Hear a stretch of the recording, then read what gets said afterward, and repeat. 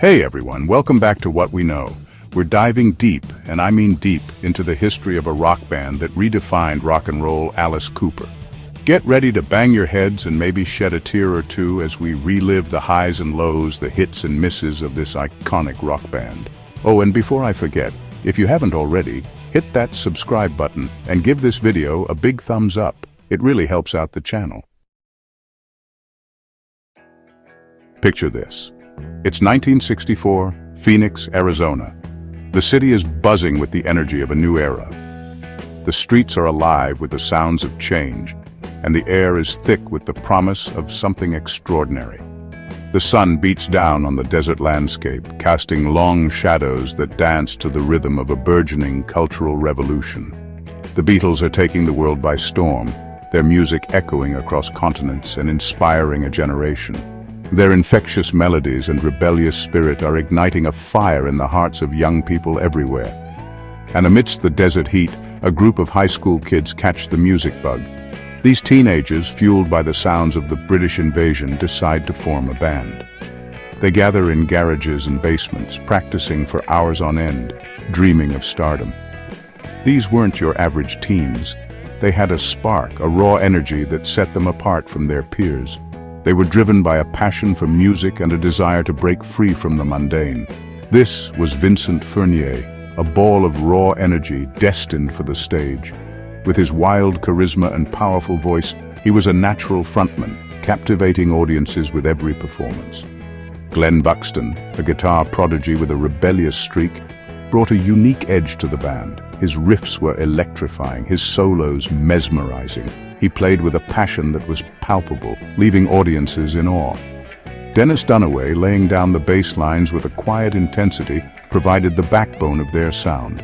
His steady rhythms and intricate bass lines added depth and complexity to their music. John Tatum, strumming rhythm like his life depended on it, kept the band grounded. His consistent playing and solid rhythms were the glue that held their sound together. And John Spear, the backbone, holding it down on the drums. His powerful beats and dynamic drumming drove the band forward, providing the energy and momentum that propelled their performances.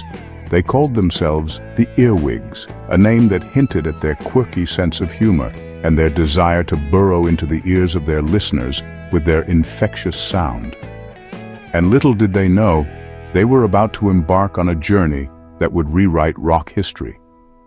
Their story is one of passion, perseverance, and the unrelenting pursuit of a dream. From humble beginnings in the garages of Phoenix to the heights of rock stardom, the Earwigs' tale is a testament to the power of music and the spirit of youth. A year in, and these guys weren't just playing music, they were living it. Their days were filled with rehearsals, and their nights were spent performing at local clubs and venues. They were becoming a staple in the Phoenix music scene, known for their energetic performances and raw sound. But as they grew as musicians, they realized that their name needed to evolve with them. They knew they needed a name that matched their evolving sound, something with a bit more bite. The band members spent countless hours brainstorming, throwing around ideas, and debating the merits of each suggestion. They landed on the Spiders, a name that hinted at the danger and mystery brewing in their music. The name was perfect. It was dark, intriguing, and had a certain allure that matched their style. With their new name, the Spiders, they felt a renewed sense of purpose and identity. They were ready to take their music to the next level and make a name for themselves in the competitive world of rock and roll. And then came their first single, Why Don't You Love Me? A raw, heartfelt plea that put them on the map in Phoenix. The song was a reflection of their experiences and emotions, and it resonated deeply with their audience. It was a hit, and it gave them the confidence to keep pushing forward. The success of their single opened doors for them, leading to more gigs, more fans, and more opportunities to showcase their talent. But change was in the air. Enter Michael Bruce, a guitar virtuoso who replaced John Tatum and added a new dimension to their sound. Michael's arrival marked a turning point for the band. His skill and creativity brought a fresh energy to their music, and he quickly became an integral part of the group. With Michael on board, The Spiders were able to experiment with new sounds and styles, further refining their musical identity. The pieces were falling into place, but their journey was far from over. They had come a long way, but they knew that there were still many challenges ahead. 1966 rolled around, and the Spiders knew they needed a name that truly reflected their evolving identity. They became the Nas, a name that exuded confidence and a touch of rebellion. It was a bold move, and it paid off. They released Wonder Who's Lovin' Her Now, a song that captured the raw energy of their live shows and left audiences wanting more. The band was gaining momentum, their sound tighter, their vision clearer. But fate, as it often does, had other plans. The year was 1967, and change was once again in the air for the Nas. John Spear, the band's original drummer, decided to pursue a different path. It was a turning point, a moment of uncertainty for the band. But then came Neal Smith, a drummer with a thunderous style and a knack for the dramatic. Imagine this.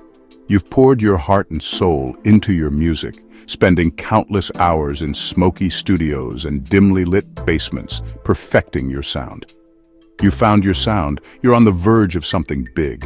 The excitement is palpable, the energy electric. Your bandmates are more than just friends, they're family. Together you face the highs and lows, the triumphs and the setbacks. And then you find out another band has the same name. The name you've grown attached to, the name that represents your blood, sweat, and tears is already taken. It's a crushing blow, a twist of fate that seems almost cruel. That's exactly what happened to the Nas in 1968. They discovered Todd Rundgren, a talented musician in his own right, had already claimed the name.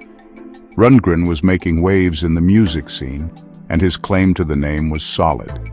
It was a setback, but it forced them to dig deep, to find a name that was truly unique, truly them. The band members brainstormed tirelessly, throwing around ideas, each one more outlandish than the last. They wanted something that would stand out, something that would make people sit up and take notice. They needed a name that would encapsulate their essence, their spirit, their rebellious nature.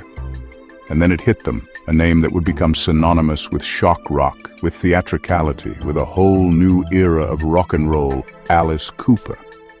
The name was inspired by a Ouija board session, a moment of serendipity that felt almost magical. It was as if the universe had conspired to give them this name, a name that would go down in history. Alice Cooper wasn't just a name, it was a persona, a character that would allow them to push the boundaries of what rock music could be. It was a name that would give them the freedom to explore the darker, more theatrical side of their music. It was a name that would set them apart from the rest. The name change was more than just a rebranding, it was a rebirth. It was the beginning of a new chapter, a new era for the band. They were no longer the Nas, they were Alice Cooper, and they were ready to make history. 1969, the year of Woodstock, a pivotal moment in music history. And amidst the peace and love vibes, Alice Cooper released their debut album, Pretties for You. Now, this wasn't your typical love and peace album. This was different, darker, a bit theatrical even. It was Alice Cooper announcing their arrival, not with a whimper but a bang. Critically acclaimed, yes, but commercially not quite there yet. But this just fueled their fire. They knew they had something special, and they were determined to make the world see it. 2 years later, in 1971, the world was ready for Alice Cooper. Love It to Death exploded onto the scene, a raw, powerful album that became their ticket to stardom. And then came I'm 18, an anthem for the disillusioned, the misunderstood, a song that resonated with a generation. Suddenly, Alice Cooper was everywhere. Their live shows, a spectacle of shock and awe, became legendary. If Love It to Death was the breakthrough, then 1972's School's Out was the earthquake. The title track, a rebellious anthem that captured the frustration and angst of youth, became a global phenomenon. It wasn't just a song, it was a cultural moment. Alice Cooper was now a household name, their music soundtracking a generation's rebellion. But amidst the success, the band was evolving, their sound becoming more complex, their theatrics more elaborate. 1973. Alice Cooper was on fire. Billion-Dollar Babies wasn't just an album, it was a statement.